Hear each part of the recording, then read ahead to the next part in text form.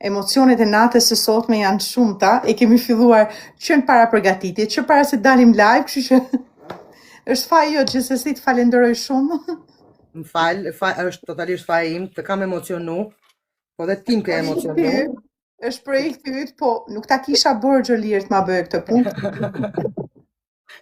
Shiko, për juve që po na ndiqni, ju sugjeroj të merrni ca shami, ca fazoleta, peshqir, ndonjë çarçaf, nuk e di. Se do ju duan.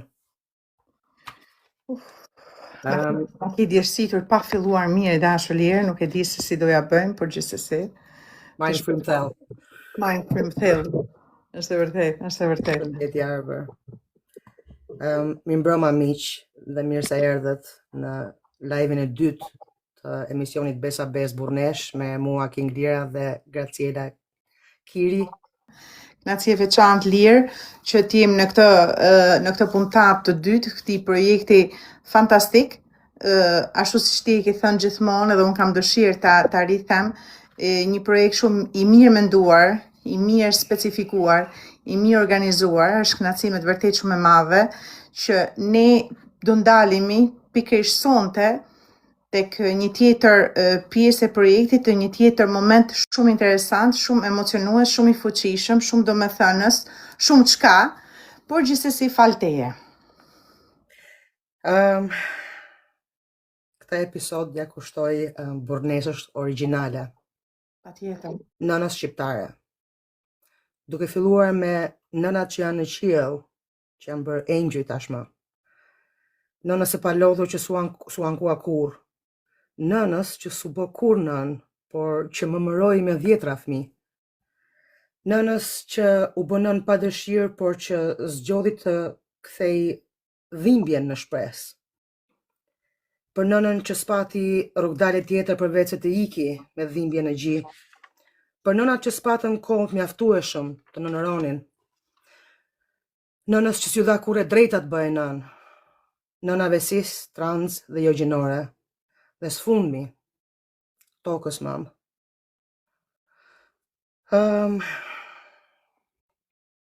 Una, Graciel, desha të lexoja një poezi, por nuk po e lexoj akoma, por po e nis me një këngë që mua më ka emocionuar gjithmonë gjatë gjithë jetës time, që në momentin që kam dëgjuar. Bëhet fjalë për këngën e grupit Alipash të Pelena, më duket, thot grupit të Pelenës, Nënë moj do marr një uvë. Mbaj mend herën e parë që kam dëgjuar, kam qenë në makinë dhe po binte shumë shi.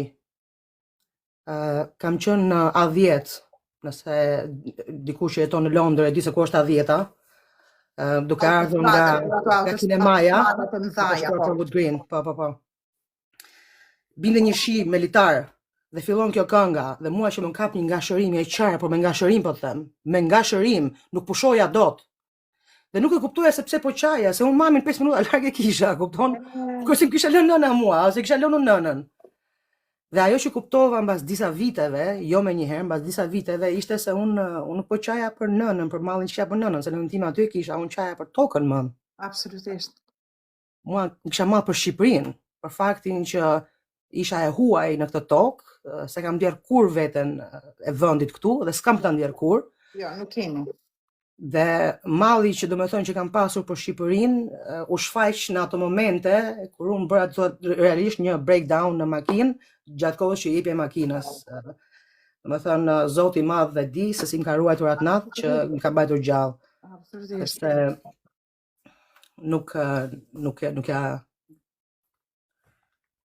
e rekomandoja askujt, domethënë. Është vërtet, janë momente Lirë që ne gjindemi aty për një arsye për një tjetër dhe nuk kuptohen. Për momentin nuk e kuptojmë, vetëm pas pak pasi ne kthjellohemi, që vim në vete disi, orientohemi dhe pastaj fillojmë analizën, çfarë ndodhi me mua, pse u gjinda unë pikrisht në atë situatë. Dhe ashtu siç ti sapo e the, sapo e pohove që ti ke kuptuar kohë më vonë. O, një sekond, çfarë ndodhi me mua pikrisht në atë moment, në mes të autostradës, po me mua çfarë ndodhi? Ishte një një moment që u emocionu, absolutisht u emocionua Lira nga diçka, por që ai emocion nuk u kuptua me njëherë. Dhe kur u analizua, dolin pa diskutim janë emocionet forta, për gjithë secilin prej ne çdo shqiptar faktikisht që jeton jashtë e kupton që çfarë do të thotë të jesh i huaj në vendin e huaj, pa diskutim që do të jemi gjithmonë të huaj, po tashmë unë e thash edhe puntatën e parë, nuk kam dëshirë që ta përsëris, por më duhet që në fatkeqësi shkote fundit po ndjehemi të huaj edhe në vendin tonë. Kjo është fatkeqësia më e madhe. Aty tek gjiri nënës pikrisht, tek gjiri nënës ne ndjehemi të huaj. Aty është dhimbshuria më e madhe. Lirë nga doja fillojmë sonte sepse un kam një farë emocioni, duke ditur se ç'a na pret, duke ditur se sa shumë gjëra emocionuese, sa shumë histori do të prekun sonte, do të cekim disa gjëra që ne kemi paracaktuar, do ndalemi në disa momente shumë të fuqishme, shumë të forta emocionalisht, por edhe shumë të bukura njëkohësisht. Ku do fillojmë fillimisht? Historia si mendon ti? Ta fillojmë nga historia, apo ta fillojmë nga historia personale? Mos më thuaj ama të keq. Ta lëm fund të personalen? Sikur ta lëm fund, se do mbushemi me emocione dhe unë kam shumë siklet të qenurit me emocione në historinë personale do e lëm për në fund. Okej, na ndiqni dashur, mi qëndroni me ne se është histori, nuk e di, po është faj Lirës, unë e kam kështu të prerë. Ndërsa ja fillojmë me burrneshat shqiptare që në kohën e Lirisë. Okej, më pëlqen dashur me që do fillojmë kështu si tha Lira, sepse po të fillojmë ato histori tona personale të mijat edhe të Lirës, ne do emocionohemi. Unë posaçërisht Lira, pse jo dhe ju, po problemi është se si do e çojmë pastaj live-in deri në fund, kështu që duke dashur që ta lehtësojmë pak situatën. Dhe lëm dërmimin emocional për në fund. Dërmimin në fund fare. Ndalemi pikrisht dashur miq, kemi përzgjedhur ndër ato burrneshat e para, pikrisht tek shekulli i tretë para erës son, pra para Krishtit, tek mbretërisht Teuta, i cila ishte ndër figurat më të njohura të historisë dhe simbolit të forcës të gruas shqiptare. Ajo sundoi pikrisht në atë kohë si mbretëresh, absolutisht pas vdekjes kuptohet të mbretit Agron. U shua për si mbretëresh, si burrnesh e mirëfillt, u shua për guximin, për karakterin e fortë, për detajet, për interesat e Lirisë kundër fuqive të mëdha të asaj kohe, sepse ne dim, historia ka treguar Liri dashur, që Shqipëria ka qenë gjithmonë në qendër të vëmendjes. Pra, edhe në prehistori, edhe më pas, edhe gjatë kohës të komunizmit, por edhe pas 90-s, edhe në ditët e sotme, duke shpresuar që nuk do t'jetë ashtu, po gjasat ashtu po tregojnë. Edhe pse të shtoj diçka për Teutën? Patjetër me kënaqësi të madhe, po shpirt. Teuta nuk ishte vetëm një sovrane e fortë, ajo ishte simboli i sovranitetit i lirë. Bravo. Dhe rezistencës ndaj pushtimit roman. Brigjet shqiptare nuk kanë qenë kurrë më të mbrojtura se sa në kohën e mbretëreshës Teuta. Gjatë kohës të Agronit edhe të Teutës bashk. Teuta vetëm pati fatin të mbretëronte vetëm për 3 vjet mbas vdekjes së Agronit. Por ajo ishte mbretëresha krau djathi i Agronit gjatë kohës që ai zgjeroi kufin të lire dhe i bëri më të madhin në Ballkan në ato kohë. 230 vite para erës tonë. Pastaj mënyra se si i mbrojë trojet i lirë nga Roma, romakët u friksuan. Se romakët patën pushtuar Korfuzin atë kohë, patën pushtuar një pjesë të Greqisë, një pjesë të Epirit. Dhe Teuta, kokfort siç ishte, i dëboi romakët dhe pushtoi vet Korfuzin. Tani pati një tradhti me Teutën, ishte Dimitër Fari që e tradhtoi Teutën. Dhe ajo së fundmi e humbi betejën me romakët dhe legjenda thotë që ajo është hedhur nga shkëmbi për të mos ju ka vrarë vetëm, domethënë për të mos ju dorëzuar romakëve. Aty është e gjitha, sepse kjo tregon që edhe si mbretëresh, edhe pse ishte vejush, ajo asnjëherë nuk u shkput nga ajo besa që kishte dhënë, nëse mund ta themi kështu, sepse në mbretërinë e cila ishte vazhdimsi e Fronit nga bashkëshorti i saj, me shpirt në dhëm, por asnjëherë nuk e dorëzua deri në momentet e fundit, nuk u dorëzua deri për ta mbrojtur me besnikërinë më të madhe, fjalën e dhënë që të mbajtë frontin. Gjithsesi kjo është e rëndësishme, Liri dashur, kam dëshirë ta cek gjithmonë që besa bez burnesh, të marrësh atë keqen. Unë kam dëshirë ta cek gjithmonë Lirë që është karakteristikë e femrës shqiptare, ashtu si që thellët në fillim, që nga koha e lire, pra që para erës sone deri në ditët e sotme, ne kemi përzgjedhur disa figura që do i cekim pak, se nuk mundemi që në të tilla live-et i bëjmë gjitha, po do mundohemi. A kalojmë tek një tjetër figurë shumë e përzgjedhur e dashur Lirë?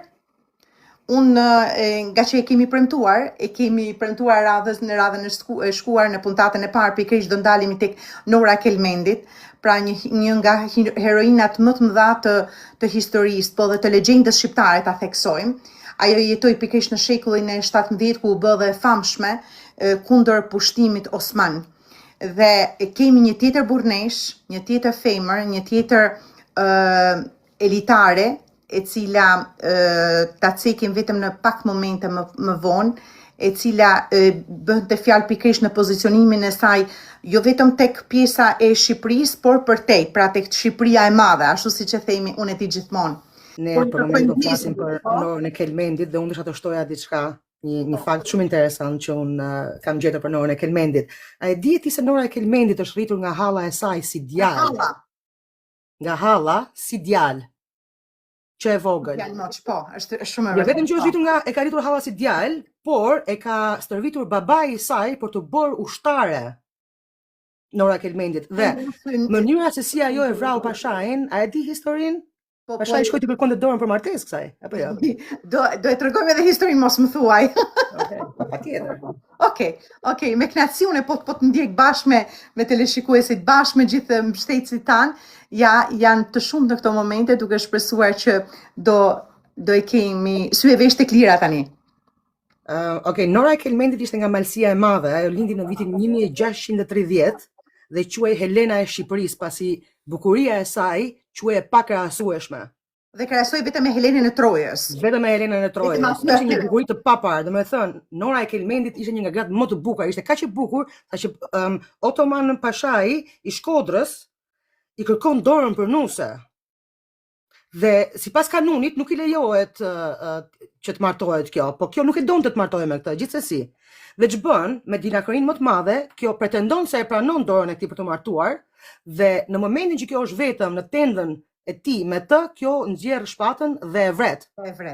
Dhe këtu fillon kryengritja kundra sundimit otoman, e cila rimori pushtetin e Malësisë Madhe, e Shkodrës dhe gjithë veriut të Shqipërisë. Mbetet ndër ato figurat elitare. Dhe me thënë, nëse flasim për Burnesha, ajo u rrit si djalë, u stërvit si djalë, dhe vdiq duke luftuar si djalë. Kupton? Është vërtet. Nëse ka Burnesha, Nora e Kelmendit ishte një nga ato. E kam thënë dhe njerë, Burneshat e betuara dhe Burneshat janë dy nocionet të ndryshme. E betuara është diçka më vete, dhe Burnesha shqiptare, si nocioni Burnesha shqiptare, është diçka që ne kemi fituar vetë. Ne kemi marrë vetë. Që duhet ta theksojmë. Bravo, edhe për ne meritojmë. Bravo. Timi qarta që nocioni, ashtu se që tha Lira, krejt qartë, bukur, mirë, shkurt e shqip. Pra, Burnesha e betuara është diçka tjetër, po Burnesha, pra, edhe ne e cekim edhe në radhën e shkuar që në Shkodër, sidomos në pjesën veriore, por në kryeqendrën e veriut në Shkodër, përdoret burnesh si fjalë. Pra, nuk do të thotë që një grua e martuar që ka fëmijë nuk është burnesh, por jo në nocionin, jo në emërtimin e burneshës, e cila është vetë sakrifikuar etj. Pra, duhet i dallojmë. Tek shokët e Galica do ndalemi në këto momente. 1895-1927 është nga heroinat më të mëdha të kombit shqiptar dhe simbol i rezistencës dhe i trimërisë. Pikërisht në Drenicën legjendare luftoi krah më krah burrit të saj Azem Galica. Pra, kemi përzgjedhur dashur ndjekës, kemi përzgjedhur figura tipike burnesha shqiptare, pra për t'i cekur gradualisht nga para lindjes së Krishtit, pra para erës sonë deri në ditët e sotme. Shote Galica nuk ishte vetëm mbështetje, por edhe luftëtare vërtet që udhëheqi qeta dhe mori pjesë në shumë betejë të njëpasnjëshme. Pas vdekjes së Azemit, pra të bashkëshortit, ajo luftoi paka shumë e njëjta përsëritje edhe Norës së Kelmendit, ajo luftoi pavarësisht plagëve dhe vështirësive të shumta. Jeta e saj ishte mbushur me sakrifica për lirinë e dhëut. Pra, gjithçka vetëm për atë dhe, gjithçka vetëm për atë për atë mëm, për atë tokë që lira e ceku dashur miq në fillim që nga njëherë ne nuk e kuptojmë pse emocionohemi aq shumë, edhe na duket shumë e çuditshme se si ka mundësi që shumë shqiptar që jetojnë në MMV, ndoshta shpeshherë edhe nuk na kuptojnë. Nuk na shtoi edhe diçka për Shote Galicën.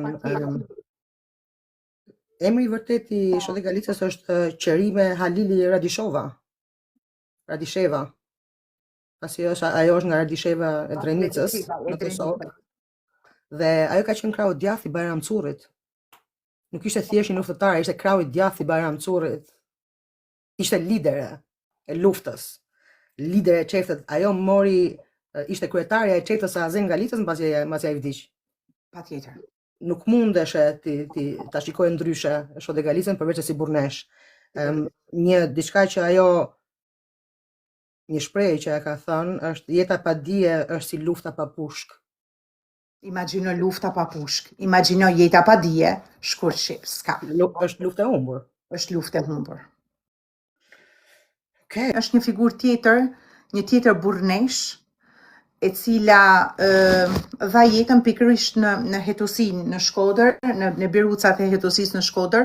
Do munduam që ta përcjell kështu si përfaqësore, nga që është shumë e rëndë si histori, nga që unë kam edhe jetuar kur është realizuar dokumentari dhe gjithë reportazhet që janë realizuar për të, por gjithsesi do mundohem që shkurtimisht ta përcjell mesazhin.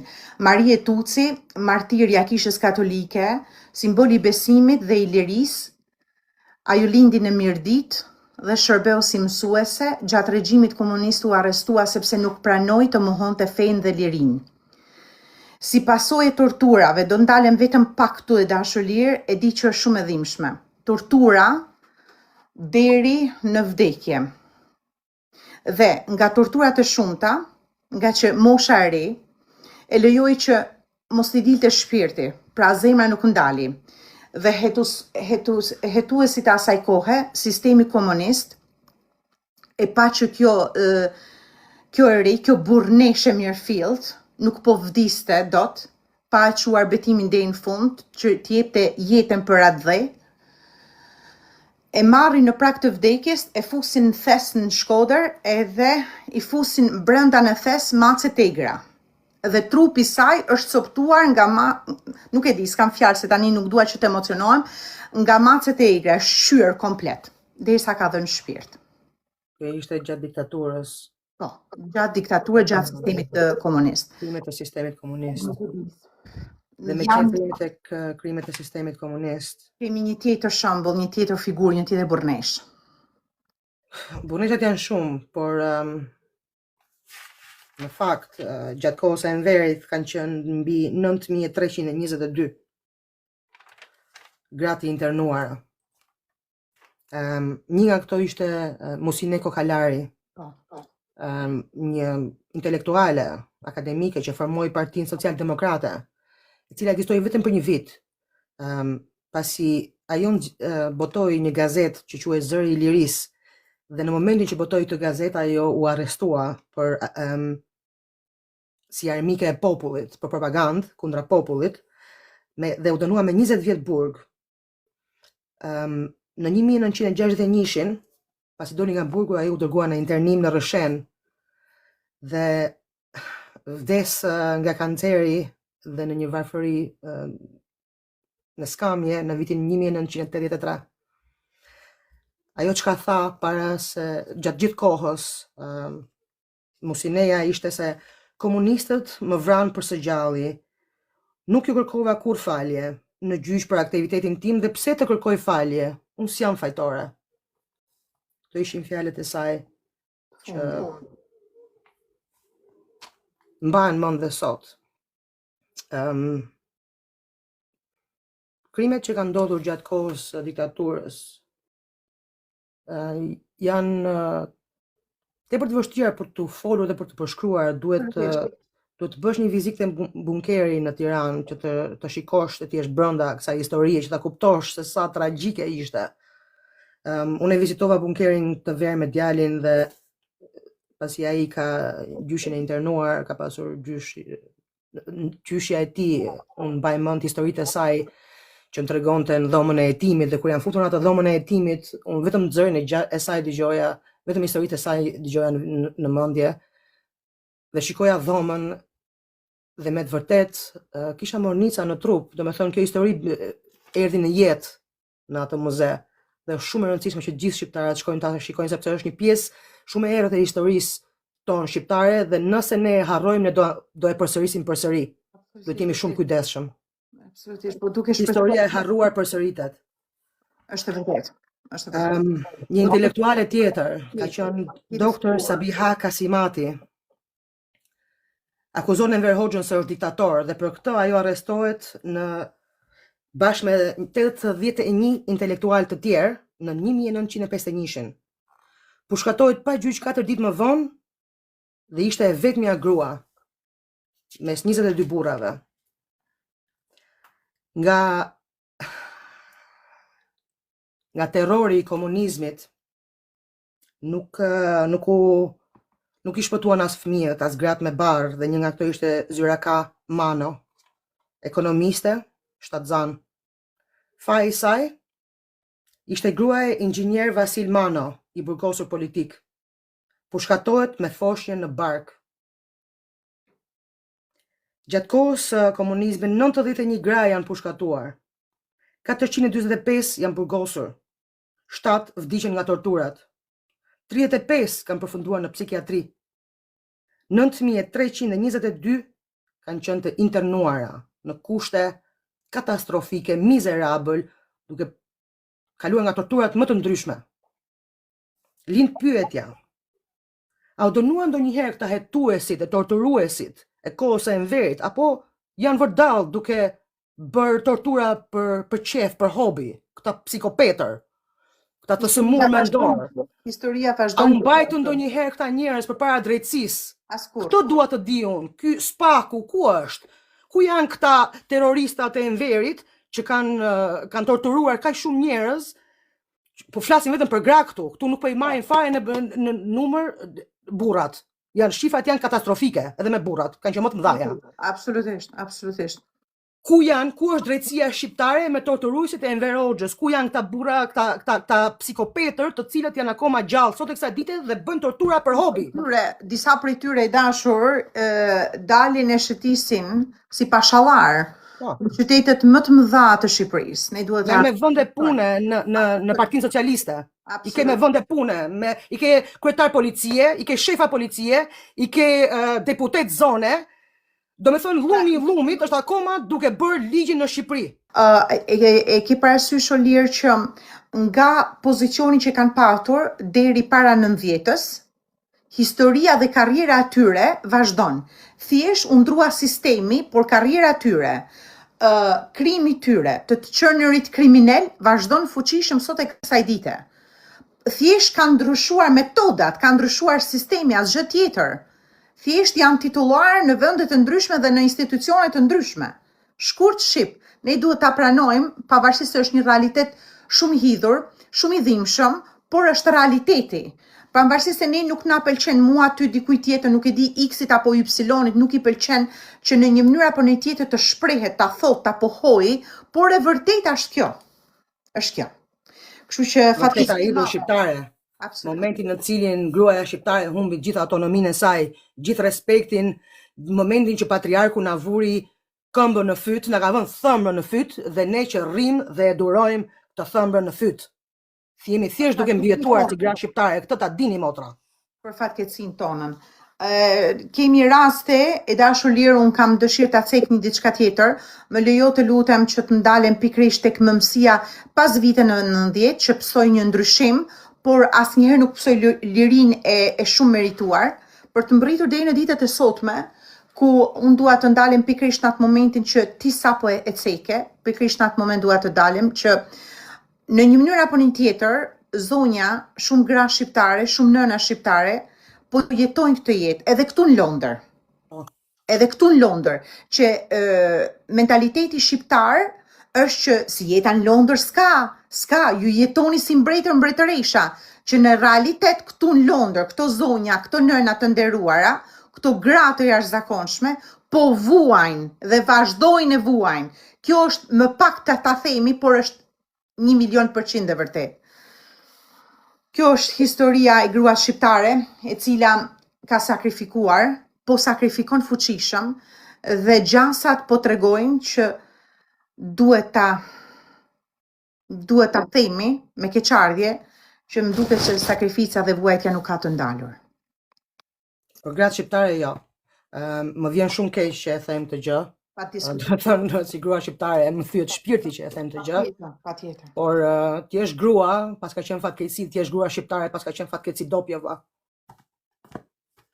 Se në momentin që s'të mbron ky burri i besës, ky burri shqiptar që duhet jetë burri i besës, në momentin që s'të mbron ky vlla, jemi të pa shpresë, si komb jemi të pa shpresë. Jemi fatkeqësia më e madhe. Du ta themi lirë për mendimin tim, ky është mendimi im personal, këtu përfshihet edhe pjesë e mentalitetit shumë të fliqur, shumë të kalbur, shumë të nuk e di se nuk dua ignorancë që vazhdon të përhapet dhe shikoj, di çfarë më shkallon trurin mua më shumë se bëra një video pak më parë. Jo vetëm që shpërndajnë ignorancë, po japin megafon ignorancës, i vën kamera në surrat dhe japin mikrofonin ignorancës që të buçasi ignoranca, që t'i bëjnë lavash truri njerëzve, që do me thonë një popull që i vuajtur të vuaj akoma më shumë duke ndënjur në një ignorancë të thellë, në errësirë totale. Pa asnjë pikë drite. Një shprehje thotë dashur lirë që kanë rënë malet dhe janë ngritur halet. Fix. Me ka dhënë fix. Flasim më se dhe plot. Unë do e kaloj në një temë pak më do të çojë ka tema prekse tani. Flasim për mirë. Okay. Do flasim për burrneshat tona, ato që në dhanë jetë, ato roli i parë i burrneshës që ne kemi njohur në jetë. Nëna ime është akoma gjallë, jam me shumë fat që e kam, jam me shumë fat. Përshëndesim fort. Unë e kam takuar një herë dhe dashur me që e kam takuar vetëm një herë 2-3 orë dhe më është dukur sikur e njoh nga një jetë. Një person i jashtëzakonshëm, jo se është nëna Lirës, nuk ka lidhje fare, por si person, si grua, si nën e papar, një heroine e mirëfillt, një burrneshe e mirëfillt. Ajo është literalisht roli im i parë, i të qenit njeri, i të qenit human. Kjo grua, unë nuk e mbaj mend të ketë rënë në gjumë para orës 1 natës edhe të jetë zgjuar më vonë se ora 5 e mëngjesit. Nuk e mbaj mend. E mbaj mend duke larë rroba me dorë. E mbaj mend duke vrapuar për të radha qumshit në 5 mëngjesit. E mbaj mend duke vrapuar të radha e vajgurit në 5 mëngjesit. E mbaj mend duke ipu biçikletës dhe ngjitej Kodrës 1 orë larg, vetëm që të mësonte fëmijët e fshatit. Dhe ishte aty vetë kur më na tregoi atë historinë që ja ka hequr vllait kputucët nga këmba dhe e ka dhënë dikujt një fëmijë që nuk i kishte. Dhe ka ardhur në shtëpi, ka thënë ky ka kpustira i betira, kupton? Ka pasur një çik fare më shumë se mësuese ishte, nuk ishte drejtoresh, kupton? Mësuese ishte, me biçikletë ikte. Me bark te goja, me barr i te biçikletës deri në Gjokaj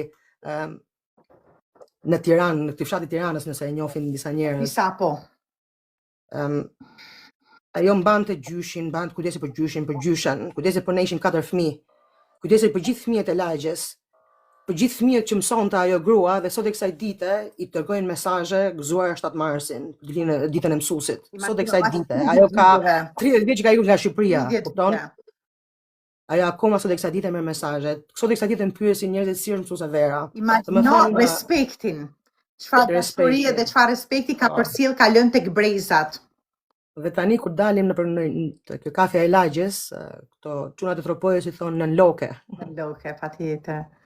Nën lokja zonja Vera, një zonjë e zakonshme. Unë po kam dëshirë më shumë të ndalim tek nëna jote, tek dashuria jote, unë të kam thënë gjithmonë që ta kesh nënën me jetë me shëndet, dhe sa ta kesh ashtu si që ti e ke gjithmonë. Edhe unë po kam shumë hall të flas për, nga që unë kam vite tashmë që e kam humbur nënën që prej 2007-ës, edhe është një moment që e kam filluar emisionin me shumë emocion, sepse e cekëm para që ta fillonim dhe unë pra të arsye tash e dashur ta lëm për në fund sepse unë e njoh mirë veten dhe jam shumë krenare për veten, jam shumë krenare që vin nga një nën dhe unë ta kam thënë gjithmonë e dashur Lirë që se jemi njohur, ta kam thënë e përsërita dhe sot, po e them kështu edhe live që do të kisha shumë dëshirë dhe e them kështu publikisht që tisha sa qereku i qerekut të nënës time. Tani të lutem mos më pyet shumë ama të keqen. Unë kam dëgjuar për nënën tënde, se ti e di që unë bëj kërkime për çdo gjë që bëj. Falenderoj shumë pafund. Dhe më kanë thënë që ishte një burrnesh me një zemër për Floriri. Më kanë thënë që ishte një grua që edhe këtë gjën e fundit, domethënë ishte nga vetja që të jepte dikujt tjetër që ishte në hall. Një grua që nuk gjykonte, që e dashur me gjithë, dhe ishte një simbol i vërtet i burrneshës shqiptare, dhe më vjen keq që ti nuk pate kohë të mjaftueshme që ta kishe nënën tënde, por një gjë është e sigurta, kjo nuk është jeta e vetme që ne kemi dhe do të takosh këtë, e di si buka që energjia nuk vdes, ajo vetëm shndërrohet. Kështu që mos ki frikë nga vdekja, as se i ke humbur njerëz se do i shikosh prap. Energjia e takon prap energjinë. Do e takosh prap atë. Po, do mundohemi, po e dija që projekti yt është i bukur, i fort, i fuqishëm, por jo mua për të më bërë në këtë gjendje, por gjithsesi unë të dua fort, kam gjan, edhe të falenderoj shumë, edhe nuk është se mund të flas shumë. Të lutem Lirë dashur, mos më ashtu se pastaj nuk mundem më. Nuk po e ngasmoj shumë Gracielën. Nëse keni ndonjë pyetje, mundeni të na bëni pyetje tani, mbasi kemi do donim të kishim prezantuar informacionin ton, nëse keni ndonjë pyetje, jeni të pritur, na pyesni. Unë do kisha dëshirë ta mbyllja këtë emision me një poezi të Afrodita Pajës, e cila ka një javë që më bën për qarë. Jo, mirë që bën një javë, mirë që më bën me për qarë dhe mua. Jo, vetëm do qani dhe juve, vlla. Se vetëm mund vuaj, mizeria do shoqëri. Po mirë me dashur, mirë që qanti një javë, mirë që më bën mua një javë për qarë, mirë që më bëre për qarë para emisionit. Tani bëhë burrnesh se ke qenë gjithmonë. Falenderoj shumë Taulanti dashur. Faleminderit, puth fort. Jo DJ. Gota ke pas marrë pjesë në Big Ti? Unë kam marrë pjesë në Big Brother Albania 3. Faleminderit që na hoqe këto.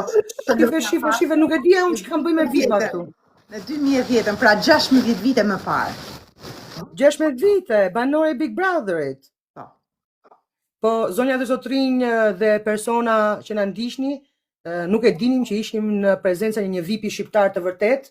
Zonja pas ka qenë në Big Brother, ku ne nuk e shikonim fare Big Brotherin. Lutem e dashur, VIP është e madhe. Unë jam personazh publik, por jo VIP. Personazh publik. Hat marsha. Tjetër. Shiko, personazh publik nuk mund të mos ishte ndryshe. Marsha të keqen tanë. O burrnesh, dëgjoj mua. Personazhi publik është personazhi thjesht si puna ime. Kurse çernurit VIP, si VIP-a shqiptar, duhen disa zero aty tek bank account-i tyre. Duhen disa zero, 5, 6, 7, 8, 9, 10, 15, nuk di sa. Kështu që fjala VIP është fjalë e madhe. Personazh publik po, me knaçi. Brazeri më duket se kishte një pyetje. Hajde ta shohim, ta ashtu. Bazer, cila ishte pyetja jote e dashur?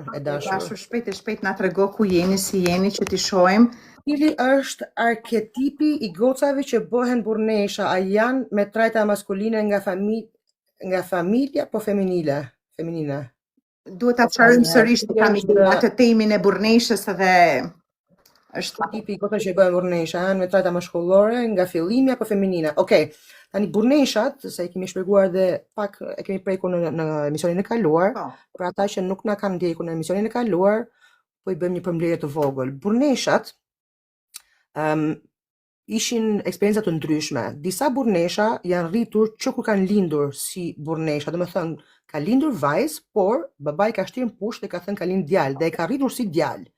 Dhe kjo burnesh nuk ka pasur kur mundësin të zgjedhë, do me thënë, të ketë zgjedhje tjetër përveç se të jetë burnesh. Ato e flijuan, pra, ky person u flijua nga jati, nga prindrit. Zakonisht nga jati, se nëna nuk është marrë në konsiderat. Tani, nuk e dim se nuk i kemi studuar gjitha burneshat dhe si thash, historitë janë individuale. Ato që kemi studuar dhe që kemi informacione, tregojnë histori të ndryshme. Disa gra e kanë zgjedhur vetë kur kanë qenë 18 vjeçe, 20 vjeçe, kanë thënë dua të rri me prindrit, dua të bëhem burnesh, nuk dua të martohem, dua të rri me ju. Dhe kjo ka qenë zgjedhja e tyre. Ka pasur gra që ka pasur meshkuj në shtëpi, por ka vendosur që të rri burnesh, të rri me familjen, edhe pse vaj është martuar dhe ka dalë nga shtëpia, ka ndërgjuar kjo me pleqt. Domethënë kemi instance të ndryshme, raste të ndryshme, dhe në shumicën e këtyre rasteve, mos them në 100% të këtyre rasteve, këto menin tipare mashkullore, domethënë presin flokët të shkurtra, vishesin si burra, pasi në mënyrë që të integrohen në një shoqëri të burrave, në evente sociale të burrave, të duhet të ngjanin si burra. Dhe ato bënin një tranzicion social nga grua në burr. Dhe jetonin si meshkuj, jetonin si burra, do me thënë kishte drejtën të mbanin prona, të shisnin, të hynin, të dilnin, të shkonin në vende sociale, të votonin. Të gjitha drejtat që kishin burrat i kishin edhe këto gra, që në atë kohën e kanunit, e Legdugaxhinit, nuk i kanë pasur. Nëse shtëpia nuk ishte burr, quhej shtëpi pa zë. Pikërisht tek shtëpia pa zë, nga titulli, do anoncojmë të lutem edhe filmin me 8 Mars, se kam dëshirë ta cek shumë. Filmi Burneshat, Virgjëreshat e betuara të Shqipërisë, Shtëpi me zë, do të shfaqet dhe një herë në Londër me datën 8 Mars dhe biletat do jenë në shitje nga shkurti. Bravo. Dhe janë të limituara. Por ky emision, do me thënë ky dokumentar do të shfaqet sërish. Është një fat do me thënë shumë i madh që unë kam pasur ta shikoj këtë dokumentar një herë për 2 herë dhe po e shikoj për të tretën herë. Pasi është literalisht një kërkim shkencor mbi burneshat shqiptare dhe traditën shqiptare mbi burneshat që nuk është bërë më përpara. Dhe jam e bindur që në të ardhmen ky dokufilm do të shqyrtohet dhe përdoret në universitete dhe në shkollat shqiptare, pasi duhet të futet në shkollat shqiptare si një modul, nuk e di në çfarë mënyre, por që duhet të studiohet në historinë shqiptare dhe do studiohet. Por të jam e sigurt pasi është literalisht një kërkim shkencor. Dhe u rekomandoj gjithë nuk e di që është lënë në harresë, është një element historik shumë i rëndësishëm sepse nuk është që e kanë shtetet e tjera. Pra kjo është karakteristikë shqiptare. Ne duhet ta theksojmë sepse diçka që nuk e ka një shtet tjetër, posaçërisht aty duhet të mbi vlerësohet dhe duhet të analizohet, të studiohet të komplet gjithçka tjetër. Por në Shqipërinë tonë të dashur kështu ndodhin gjërat. Dokumentari që është organizuar i është dashur producentes 10 vjet kërkime, 10 vjet më thënë shkuarje lart e poshtë për të njohur me këto burnesha, për të pasur konfidencë, për të pasur deri diku do me thënë në mënyrë që të realizonin një dokumentar sa më të vërtet, sa më transparent. Ideja është që ti të njohësh nga afër dhe vërtet kur e shikon këtë dokumentar të duket ama sikur i ke njohur nga afër këto gra. Afrodita Paja thot, mamaja ime ishte burnesh, babi im vdiq kur mami ishte 7 zën me mua, ajo veshi pantallonat dhe na arritin ne 7 fëmijë.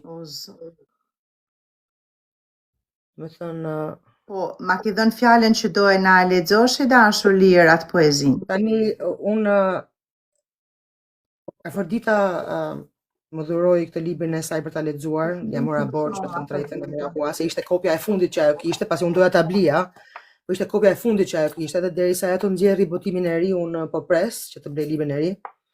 Ndërkohë po lexoj një poezi quhet Ti nënje gjallë. Afrodita e ka humbur nënën e saj para 2-3 viteve, më duket se më tha, dhe akoma nuk është përballur me këtë dhimbje, pasi unë edhe kur e mendoj që një ditë do më vija ajo ditë, nuk mundem ta procesoj, që e Ta kuptoj totalisht. pranosh e dashur, nga eksperjenca ime personale, nuk është lehtë ta pranosh. Dhe mos pranimi një realiteti, ajo të këput shpirtin. Nuk të lë të ecësh përpara, nuk isha e zonja që të rimkëmbësha. Pavarësisht se pas një jave unë kam dalë në transmetim në televizion në Shkodër, ka qenë një tortur me vete, unë e kujtoj me shumë dhimbje atë moment, por ndoshta ishte edhe çasti i duhur për të marrë veten që unë po tretesha dita ditës. Dhe duke qenë se ne që e kemi përjetuar një gjë të tillë, dhe unë uroj që ti ta përjetosh sa më larg të jetë e mundur, sa më vonë, dhe do thoja dhe diçka të fundit e dashur Lirë, të lutem më lejo, për ju dashamirës, të ndjekës së faqes së Lirës times, të gjithë projektit të Lirës, por jo vetëm këtij projekti, por dhe gjitha projekteve të tjera të saj. Ju lutem, sa i keni prindër i gjallë, sa i keni nëna gjallë, duheni fort, edhe bëni çmosin që asnjëherë mos t'ju ngelet asgjë peng, sepse gjëja vetme që nuk kthehet më pas është koha, ne s'kemi ku i marrim më. Pavarësisht se në një mënyrë apo në një tjetër duhet të mësohemi me mungesën e tyre, nuk është e lehtë të mësuarit e mungesës së tyre. Koha, sipas mendimit tim, koha nuk shëron, thjesht të jep mundësinë që ta adoptohesh. E kam thënë dhe do e them gjithmonë, gënjejnë kur thonë që dhimbja kalon me kohën, nuk është e vërtetë. Asnjëherë në botë. Nuk është e vërtetë. Asnjëherë në botë. Nuk është e vërtetë fare. Ne dhe thjesht mësojmë ne me dhimbjen. Thjesht adoptohemi, thjesht mësojmë, kaq, asgjë tjetër. Mësojmë ne me dhimbjen. Ka raste e Lirë e dashur para që ta poezinë që ta interpretosh, sepse e di që do të kem pak si shumë vështirësi në përmarrje, pastaj nuk do të jemi zoja të flas më. Është një dhimbje e cila përshkruhet dhe ti nuk e kupton, e vuan, ti po e jeton. Në vitet e para, nuk ashtu si që edhe poetja jonë e dashur, nuk e arrin do ta pranosh si fakt. Pastaj gradualisht ti mësohesh, por koha nuk e shëron kur dhimbjen tënde. Askur. Është pa pranuar, është pa perceptueshme. Lidia thotë humba babain para një viti e gjysmë dhe unë ndjeva jetime në moshën 53 vjeçar. Absolutisht. Më vjen shumë keq, Lidia, për çdo kënd që nuk i kam më prindrit, më vjen jashtë shumë keq. Unë them jam shumë e fat që i kam të dy prindrit. Prindërin nuk kam. Duam ti shumë sa më shpesh që ti të mundur, se e di që edhe pak kohë i kam. Dhe do doja t'ju thoja vetëm një gjë, merre me avash. Ke tër jetën ti qash. Bravo. E ke vënë dorën në zemër, do e lexosh poezinë, unë të shoh sy që do e lexoj poezinë para se ta mbyll emisionin. A do mundesh të lutem? Do mundem. Brava. Të falenderoj. Dhimbja e nënës jetë në zemër gjithmonë e kur se harron. Askur. I lumtur juve që keni nënat. Ka raste që të duket humbja saj Lirë një vit shumë i largët. Ka momente që të duket sikur ka ndodhur dje par dje. Lexojmë Tinën e gjallë. E di që po më sheh. Kot mërzitem. Unë veten me mendime torturoj. E di që do kaloj. Thjesht është cikli jetës. Ti ishe dhe burnesh, si u trembe as vdekjes. E mbuluar me dhimbje, qaje për atë zot, ju për veten tënde, por thoje, ku do ju lë nëna ju sot? Me këto fjalë ti ike, duke parë nga dera, a ishim ne të gjithë? A të nderuam si nga hera? Na preven bes, na le vetëm me kujtime, të qeshur na preven mes. Ajo e qeshura jote, në mban gjallë dhe tani. Ato kujtimet e tua, për në ngelen histori. Lirë, unë të falenderoj shumë, po të lutem të përgjërohem kështu live, po ta përcjell këtë lutje, kur me mua mos bëj kështu lloj emisione, sepse më vdiqe Lirë. Kërkoj ndjes. Kërkoj ndjes. Janë emocione të forta dashur miq, që duheni prindit sa i keni gjallë. S'kam fjalë më. Shqyqyr zote pash me jetë Lidia. Të dashur miq, faleminderit që qëndruat me ne. Mos harroni të mërkurën tjetër, jemi prapë sërish në live dhe do të flasim për një periudhë të cila ka lënë traumë në gjithë shqiptarinë. Do të flasim për disa momente kyçe ku burrneshat shqiptare ju desh të shkonin në mënyrë mbijetese, ju desh të thjesht mbijetonin. Momenti kur ne humbëm luftën me patriarkun, aty ku e humbëm fuqinë tonë. Faleminderit që ndenjë me ne, Graciel, faleminderit, ju kërkoj ndjes edhe një herë, nëse ju kam emocionuar. Ke një javë që na emocionove para emisionit, në emision, tashi pas emisionit, të lutem e dashur, është i nof për person të marrë shatë keqen, burnesh, aman ta lëm këtu, se na aje, që që na bërë, ja shikoj, lau, po të tregoj të prisha make-upin, na bo halal. Të keqen tënde. Dashur miq, ju falenderoj shumë, ju kërkoj ndjes për emocionet, por besoj që kanë qenë emocione shumë natyrale, shumë të thjeshta, shumë të sinqerta, dhe besoj që na keni kuptuar. Unë si person, Lira pak më e fortë, unë të themi drejten, unë si person u përpoqa në maksimumin tim ta mbaja veten, por Lira pak më shumë. Bravo Lira e dashur, bravo për gjithçka. A di ku është sekreti? Sekreti është të qash 3 ditë para, ti derësh gjitha lotët, dhe pastaj kur vish tu s'kemë lot për derë, do kupton, prandaj s'ndoli gjë lot mua, vetëm pak fare. Se i kam derë gjitha, kam një javë që qaj.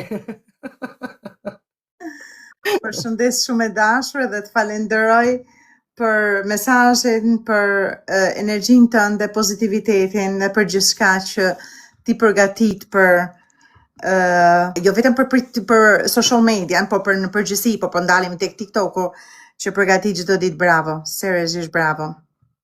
E pandalshme. Faleminderit për ndihmën dhe suportin tënd që nga dita 1. Faleminderit, do mundohem të jem gjithmonë me ju, patjetër. Do bëj maksimumin tim. Nuk është e lehtë, sepse duke u përballur me ty, me këto emocione, nuk është as pak e lehtë, por gjithsesi faleminderit. Faleminderit gjithë, natën e mirë. Faleminderit, natën e mirë. Falofshi mirë. Mirupafshim.